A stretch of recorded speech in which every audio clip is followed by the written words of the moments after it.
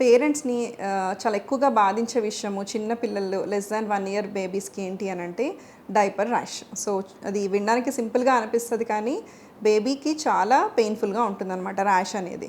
So, దాన్ని ఎలా avoid చేసుకోవాలి మనం ఒకసారి చూద్దాము. ఫస్ట్ థింగ్ వచ్చేసి ఎప్పుడు కూడా బిగ్ సైజ్ డైపర్ ప్రిఫర్ చేసుకోండి. అంటే for example me baby 8 kgs ఉన్నారనుకోండి. 6-8 కేజెస్ ఉన్న డైపర్ బదులు 8-10 కేజెస్ ఉన్న డైపర్‌ని మీరు ఆ సైజ్‌ని ప్రిఫర్ చేసుకోవాలి. నెక్స్ట్ థింగ్ వచ్చేసి ఎప్పటికప్పుడు చేంజ్ చేస్తూ ఉండాలి. అంటే మోషన్ వెళ్తే ఇమీడియట్‌గా, అదే కనుక మోషన్ వెళ్ళకుండా నార్మల్‌గా సాయిల్ అయితే ఎవ్రీ 4-5 అవర్స్ మీరు డైపర్‌ని చేంజ్ చేసుకుంటూ ఉండాలి.